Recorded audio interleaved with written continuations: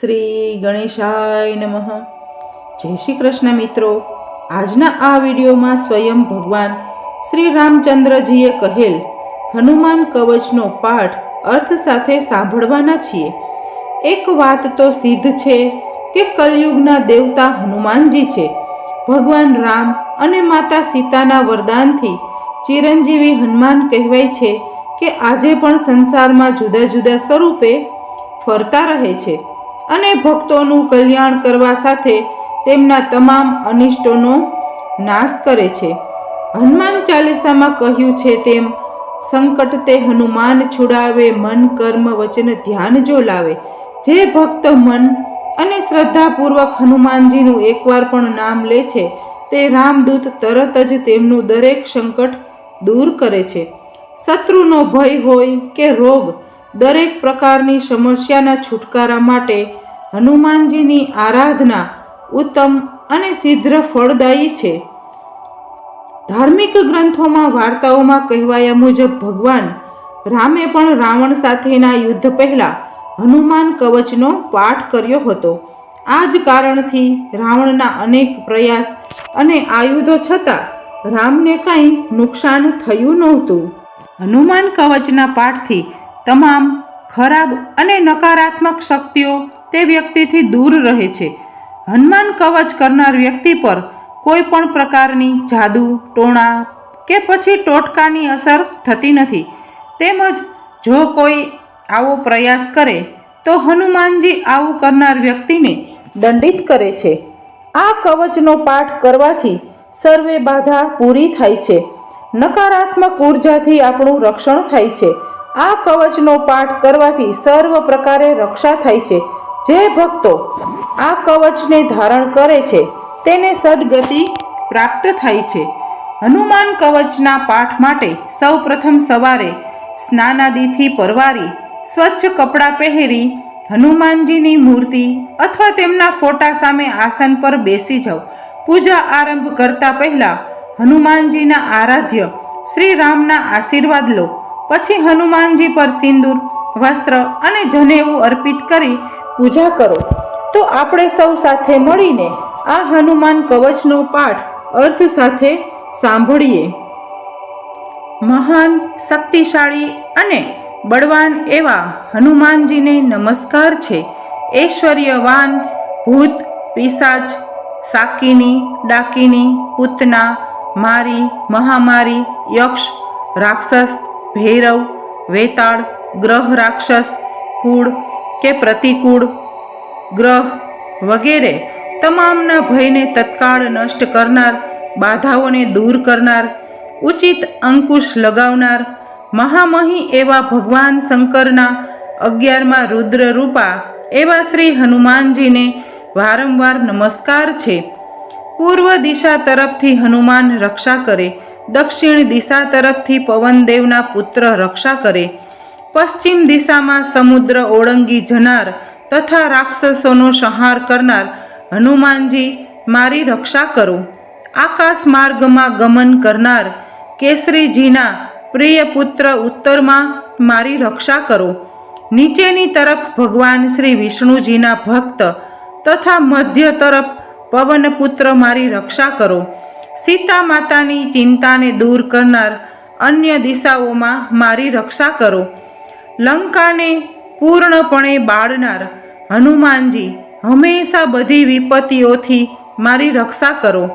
વાનર રાજ સુગ્રીવના સલાહકાર, સહયોગી, વાયુના પુત્ર હનુમાનજી અમારા મસ્તકની રક્ષા કરો. મહાબળશાળી પરાક્રમી યોદ્ધા અમારી બંને ભ્રમરોની ભવાની મધ્યે રક્ષા કરો.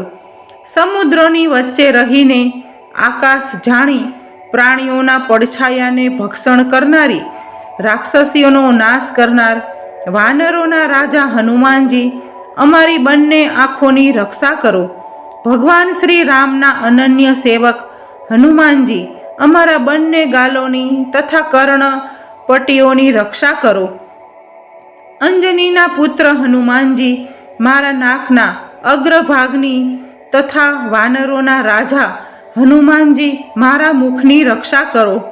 ભગવાન રુદ્રના પ્રિય તથા ભગવાન રુદ્ર જેમને પ્રિય છે એવા શ્રી રામના વહાલા પ્રિય હનુમાનજી, વાણીની તથા ભૂરા પીળા નેત્રવાળા હનુમાનજી, મારી જીભની રક્ષા કરો. પાંડુ પુત્ર અર્જુનના ઈષ્ટદેવ પૂજ્ય હનુમાનજી, મારા દાંતોની રક્ષા કરો. તથા દૈત્યોના પ્રાણ હરનાર મારી હડપચીની રક્ષા કરો. દાનવોના શત્રુ વાયુપુત્ર ગળાની રક્ષા કરો. તથા દેવતાઓ દ્વારા પૂજિત હનુમાન, મારા બંને ખંભાની રક્ષા કરો. મહે તેજસ્વી હનુમાન, મારા બંને ભુજાઓની રક્ષા કરો. પગના પંજાનો હથિયાર રૂપે ઉપયોગ કરનાર હનુમાનજી, અમારા બંને હાથોની રક્ષા કરો. પોતાના હાથોને હથિયાર રૂપે ઉપયોગ કરનાર વાનર રાજ હનુમાનજી, અમારા નખોની રક્ષા કરો. વાનરોના રાજા, અમારા કુખની રક્ષા કરો. ભગવાન શ્રી રામની વીંટી સીતા માતા પાસે લઈ જનારા હનુમાનજી, મારી છાતીની રક્ષા કરો. હાથોને હથિયાર રૂપે ઉપયોગ કરનાર મારુતિ, અમારા બંને તરફના ઉદર ભાગની રક્ષા કરો. લંકાને નષ્ટ કરનાર હનુમાનજી, હંમેશા મારા પીઠની રક્ષા કરો. રામજીના દૂત હનુમાનજી, મારી નાભિની તથા વાયુના પુત્ર મારી કમરની રક્ષા કરો. અત્યંત વિશિષ્ટ બુદ્ધિમાન હનુમાનજી, અમારા ગુપ્ત અંગોની રક્ષા કરો.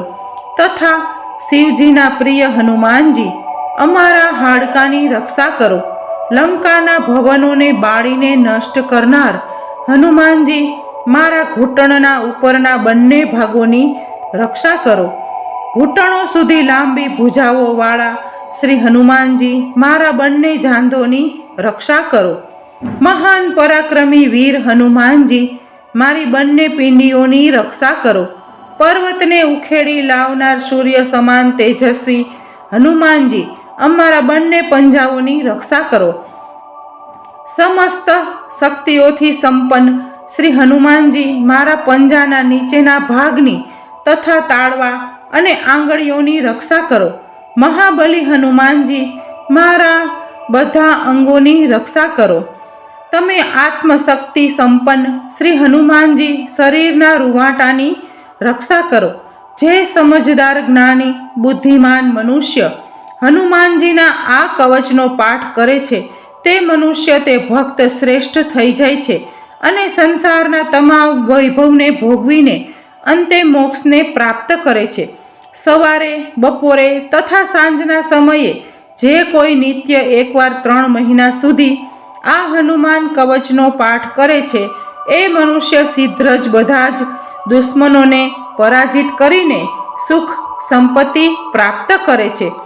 બરાબર મધ્યરાતે જળમાં ઊભા રહીને જો કોઈ આ કવચનો 7 વખત પાઠ કરે એના સર્વે રોગો અને તેના તમામ દુઃખ દૂર થાય છે. રવિવારના રોજ પીપળાના વૃક્ષ પાસે બેસીને જે મનુષ્ય આ કવચનો પાઠ કરે છે એને ઘણા કાળ સુધી સ્થિર રહેનારી કીર્તિ પ્રાપ્ત થાય છે. એ યુદ્ધમાં અવશ્ય વિજય પ્રાપ્ત કરે છે. જે મનુષ્ય આ કવચને હંમેશા પોતાના હાથમાં ધારણ કરે છે એને અખૂટ લક્ષ્મી પ્રાપ્ત થાય છે. વિવાહના સમયે ચોપાટ રમતી વખતે અને રાજાઓ સાથે યુદ્ધ દરમિયાન ભૂત પ્રેત બાધાઓમાં શત્રુ દ્વારા બળજબરી બંધન અવસ્થામાં અથવા કિલ્લામાં બંદી બનાવવા સમયે યુદ્ધ ભૂમિમાં સમુદ્ર પાર કરતી વખતે વચ્ચે વમળમાં ફસાઈ ગયા હોય એવા સમયે જો આ કવચનો 10 વખત પાઠ કરવામાં આવે તે મનુષ્ય તરત જ ચોક્કસ ભયમાંથી મુક્ત થઈ જાય છે. જે અલ્પાહારી એટલે કે દિવસમાં થોડું જ એટલે કે 1 વખત ભોજન લેનાર છે, પોતાની ઇન્દ્રિયો પર કાબૂ રાખનાર મનુષ્ય જો રાતે 10 વખત આ કવચનો પાઠ કરે તે વ્યક્તિ સંસારમાં વિજય પ્રાપ્ત કરી લે છે અને મનુષ્યોમાં રાજાની જેમ સન્માનિત થાય છે. અત્યંત ખુખાર સિંહ, વાઘ વગેરે જેવા પ્રાણીઓનો ભય તથા બાણો વગેરે જેવા અન્ય શસ્ત્રોના પ્રહાર સમયે પણ જો આ કવચને ધારણ કરવામાં આવે તો તે મનુષ્યની આ કવચ જરૂર રક્ષા કરે છે.